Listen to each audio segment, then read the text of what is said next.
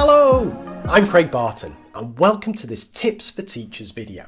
Now this is actually part 2 of a double bill all about routines, so if you haven't watched the video or seen the tip about justifying the steps of a routine, I'd really recommend checking that out.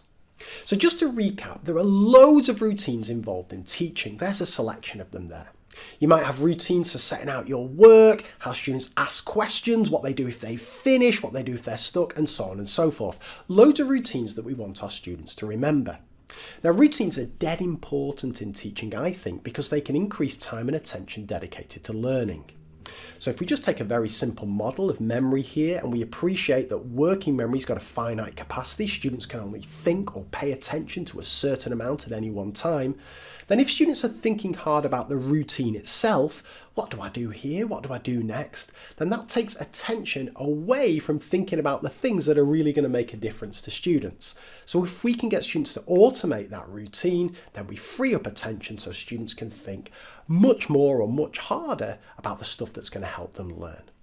So the big question, of course, is how on earth do we get students to remember these routines and the steps involved within them so they can be automated?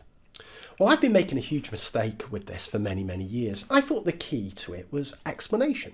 So explaining to students about the routine, why it's important and so on. But that was missing 2 key things. So the first we covered in the previous video, and that is how do we get students to pay attention to that explanation?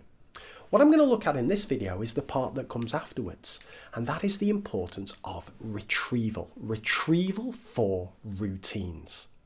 Now there's so much research out there about the importance of retrieval over time, revisiting things at different intervals in the future to help those memories become strengthened. But I've always just applied that to mathematics. How do you remember how to add fractions? Well, you teach students fractions and then you keep revisiting that over time until it becomes automated. But I've never done it for steps of a routine. But that's daft, right? Because if whatever we want students to remember, memory doesn't change, so we've got to use that same process. So what I now try to do is provide opportunities to retrieve the steps of a routine. So let me give you an example of this. Let's imagine that we've got a homework.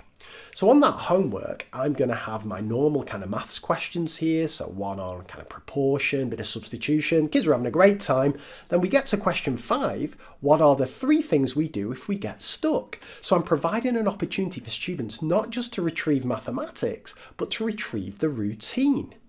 Because I want my students to remember this just as much as I want them to remember this. Or let's look at another example. Maybe we do a do now or a starter. We have our usual kind of starter style questions, but here we've gone one step further. Why do we not look at other people's mini whiteboards when trying to answer a diagnostic question?